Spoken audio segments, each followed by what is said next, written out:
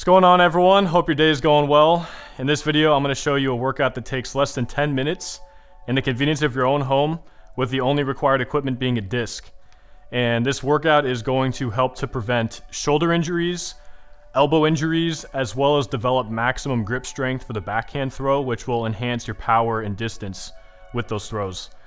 So a lot of this workout is going to be taking advantage of some of the recent research that's happened over the past decade or so, studying collagen synthesis and building up tendon and ligament volume and strength in humans.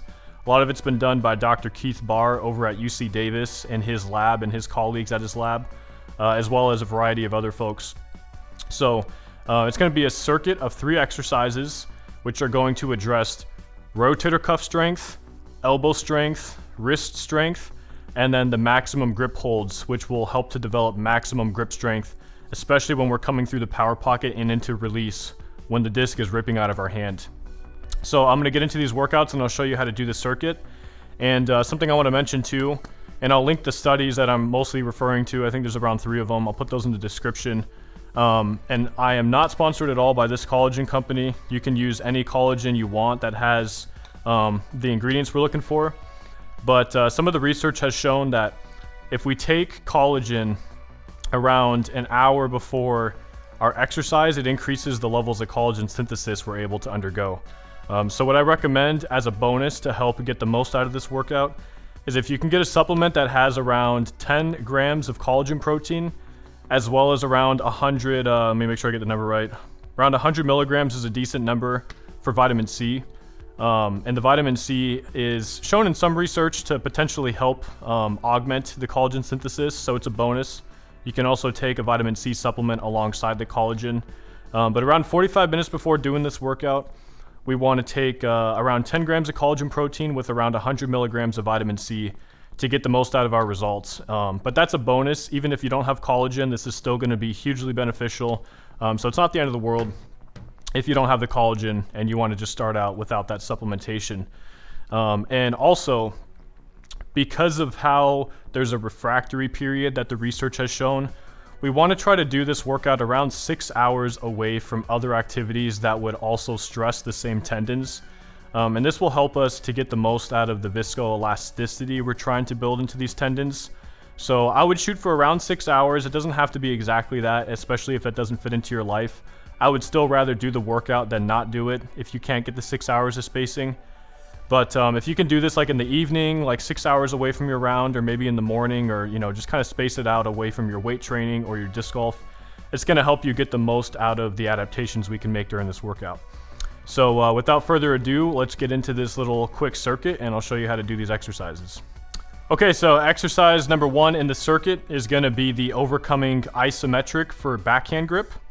So what I like to do for this is grab the widest rim, just highest speed driver that I possess, because the rim shape on something like a Boss in this case puts our hand in the most mechanically disadvantaged position possible, which is going to give us the greatest training stimulus and the highest ceiling for what we can train our grip strength to. So I'm just using my Boss right here, and I'm going to demonstrate with my left hand because I exploded my middle finger yesterday throwing way too many 360s for my 800-foot attempts. So I'm just going to demonstrate with my left hand. But that actually reminds me, for every single one of these exercises, we're going to be doing them equally for the left and the right side to make sure that we don't develop any further imbalances. Because especially if we're just throwing with our dominant hand all the time, we're already developing quite a bit of an imbalance across the sagittal plane of the body. For me, right-handed, all my right arm stuff is going to get stronger. So for any weight exercises like this or any sort of training outside of disc golf, I like to do it equally for both sides. So I'm just going to demonstrate with my left hand, but you'll want to do it for both hands each time you do this exercise. So for me, I throw my max power drives with a power grip. You'll want to use whatever grip that you use for your max power drives where you think you're going to need the most extra strength. For me, that's power grip. For some people, it's modified fan grip, so on and so forth. So I'm just going to put the disc in my normal power grip that I would put it in. It might be a little bit awkward doing it with your offhand at first, but you'll get used to it pretty quick. And I'm wrapping into my power grip, and then I'm going into my normal nose down, pouring the cup of tea position, because that's where we want to train with our wrist articulated. And then I'm going to have a neutral wrist position where my wrist is in line with my forearm and I'm still nose down. And what I'm gonna do is I'm gonna do a 2-second maximum clamping between especially my fingers and my thumb. So I wanna feel myself squeezing into the flight plate and pushing down into the flight plate, or excuse me, squeezing my fingers into the rim and pushing my thumb down into the flight plate as hard as possible in such a way where it's gonna feel like it would be very difficult for someone to rip that disc out of my hand. So what we're gonna do within each set, so this is set 1 in my case for my left hand, I'm gonna do a 2-second maximum force squeeze as hard as I possibly can. And I'm gonna start in a normal nose down, neutral wrist position. So I'm right here, and I squeeze, and I just imagine 1001, 1002, and that's gonna be my 2-second hold. So I'm gonna start 2-second hold in a nose down, neutral wrist position, right here. 1, 1000, 2, 1000, boom. That's set 1, or that is the first rep of the first set. But we're gonna do 3 2-second holds, where the first one's in that neutral position, and then the second one is gonna be in the curled in wrist position, still nose down. So then I'm gonna do this again. 1, 2. And the reason I have struggle in my voice is because I'm actually squeezing it as hard as I can. So if you have to grunt, that's perfectly fine. Whatever gives you the most force development. And then for the third of the 2-second holds within this set, I'm gonna actually go to the outward wrist position, but still trying to stay nose down. And then 1, 1000, 2, 1000. And so that is my 3 times 2-second holds for my left hand for this set. And then I'm gonna repeat the same thing for the right hand, or whatever your offhand is. So I'm gonna do the 2-second squeeze in this position, 2-second squeeze in this position, and 2-second squeeze in this position. The order doesn't matter too much. I would just try to keep it consistent so that you kind of know what to expect and you're comfortable with whatever you're doing. So basically, 2-second max squeeze, 2-second max squeeze, 2-second max squeeze. Go to the right hand, 2-second max squeeze, 2-second max squeeze, 2-second max squeeze. So it's going to be 6 seconds total per hand, and that's going to be set 1 of the overcoming grip ISO for our circuit. And I actually wanted to mention too, before I move on to the next, you might think, well, that's kind of ridiculous that you're only going to do 3 sets of like 6 seconds per hand, which is only like 18 seconds of max grip holds per hand. But I ran the numbers on it because it's interesting to look at, and I was looking at some slow-mos of myself and some other guys. We only spend around 33 milliseconds within the power pocket to release. So once my disc reaches here and goes to here, this is the point in which the disc is essentially trying to rip out of my hand with the maximum force. That's only 33 milliseconds, which is kind of shocking to think about. So by doing 18 seconds of max force holds during this workout, we're getting the same amount of stimulus as over 500 backhand throws, which we'd never survive doing 500 max power backhands in a session. So you can see it can give you a lot of extra stimulus to develop that neuromuscular strength in your hand, which can really contribute to being able to hold onto the disc longer and accelerate more aggressively through the power pocket. So that's exercise number 1 in the circuit, and now we're gonna go on to exercise 2. Okay, exercise number 2 is gonna be for shoulder health. So this is going to be a 30-second isometric hold for the external rotator tendons in the rotator cuff complex. So especially when we're throwing backhands with a lot of power, there's always some inevitable amount of external rotation that we rely on. Even if we pull through with a high elbow and work through the big muscles, we still have some element of the humerus going into further external rotation close to release. So the humerus is rotating a little bit in the shoulder joint. Ideally, we're not relying on it too much because it's not as strong as our rear delt and our tricep. But it's gonna happen, and this can be a really common cause of rotator cuff injuries, where the tendons get excessively stretched or even torn in really bad cases, which I've experienced personally in a mountain biking crash. And that was in my throwing shoulder. I completely blew it out a few years ago. So I've been using a lot of this stuff to keep my shoulders healthy as I'm throwing 85, 86 miles an hour on my 360s. So 30-second isometric holds, this is a lot different than the last one, which was a maximum strength hold.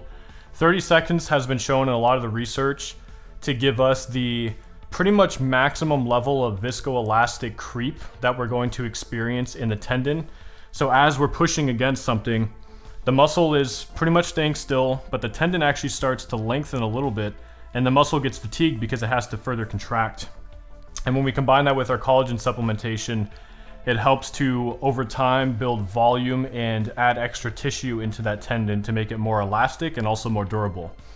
So for this, we're just gonna use any kind of wall or doorway. I'm using just a clean sock or any kind of pad you can find to protect my knuckles so I don't get them too bruised up. And what I'm gonna do is I'm gonna start with 90-degree elbow bend, and then I'm going to go 45 degrees into internal rotation. So I'm in a bit of internal rotation through the shoulder, which is going to put the external rotator in a slightly stretched position, which is going to be kind of similar to where we're at when we finish the throw. So 90-degree elbow, 45 degrees internal rotation, and then I'm going to put my knuckles, and I'm keeping my wrist neutral. I want to keep a stiff wrist. I'm not going to let it bend. And then I'm going to stand against the wall, and I'm going to push my hand into the wall. So I'm activating my external rotators. I'm going to push into the wall at 80% maximum voluntary contraction, which is really just a fancy way of saying this is 80% of the maximum force that I feel like I could apply. So it's going to be 80% MVC for a duration of 30 seconds. So I'm going to stand here, get in a nice position, good posture, and then I'm pushing into the wall 80% of maximum effort, and I'm going to count to 30 or use a timer to do 30 seconds. And then I'm going to repeat the same thing with my left side in this case, and I'm going to do that again for 30 seconds. So 30 seconds per side, and that is going to complete one set for our external rotator 30-second isometric hold. Okay, exercise number 3 is going to be another 30-second isometric hold for tendon elasticity and health, and this one is going to be for primarily the tricep tendon.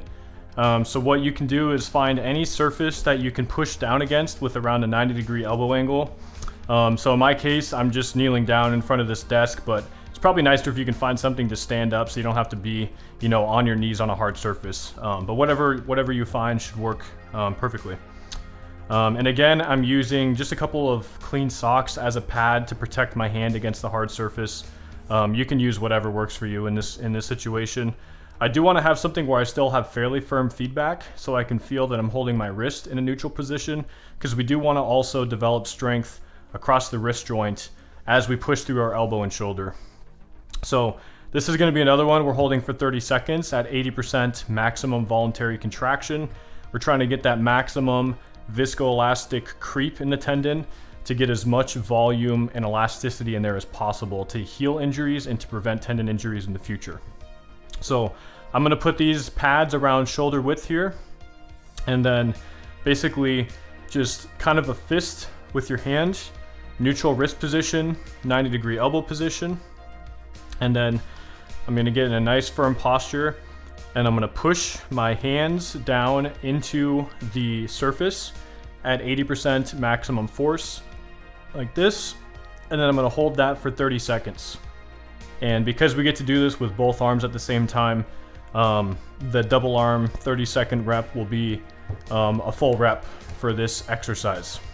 Alright guys, so that's going to do it for the video. Just those 3 exercises. So I perform them in basically a circuit, or we can call it a circuit or a giant set, where I do the grip strength hold, and then I go into the external rotator for the shoulder, and then I go into the tricep pushdown.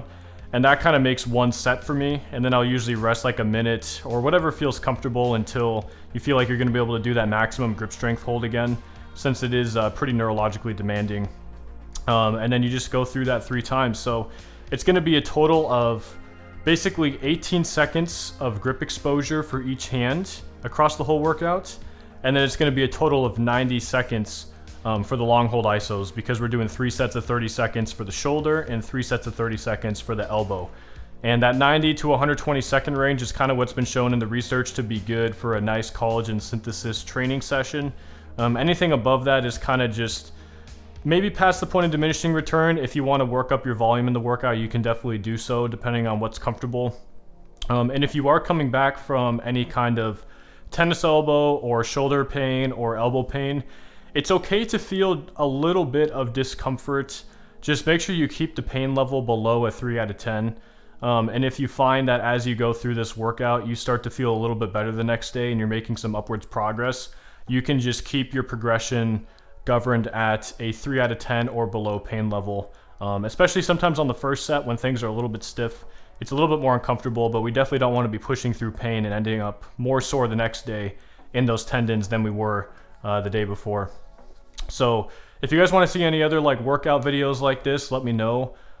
This is one that I started doing 2 weeks ago because I knew I was going to have to do some special stuff to get my backhand up to 90 miles an hour, trying to kind of go into uncharted territory with what, you know, human beings have been doing with wide rim max weight drivers. So I added this stuff in to make sure I'm keeping things healthy in a proactive sense instead of retroactively just treating injuries and having setbacks.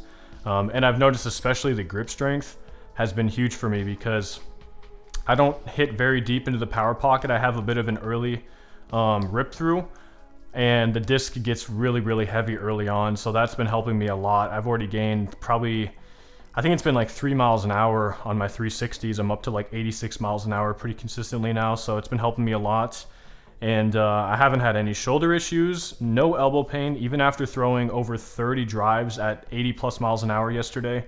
I have 0 elbow soreness, 0 shoulder soreness. And I'm not one that's known for having really robust shoulders. I've had quite a few rotator cuff issues from lifting weights and from extreme sports over the years.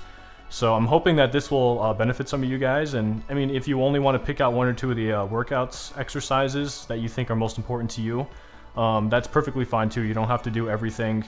And by no means is this the end all be all, you know, shoulder and arm care workout for disc golf. So I hope it's helpful for some of you guys. And if you want some personalized one-on-one coaching or backhand form coaching, so you know, either fitness or disc golf specific stuff, I've been doing that for a little over a month now officially. Unofficially 5 to 10 years before that, really, for family and friends. But especially some of my disc golf clients the last few weeks have been getting some awesome results, which has been making me super happy. And it's been really fulfilling. So if you guys want to reach out, you can, I'll put my email up on the screen for that, and I'll have it down in the description as well. And I'll probably be posting some client updates and results on the channel so you guys can see how awesome some of these guys are doing. Just been able to work with a lot of really awesome people, which has been a blessing for me. So with that, I'll let you guys go so this doesn't run on too long. But thanks for stopping by, and I will see you guys soon.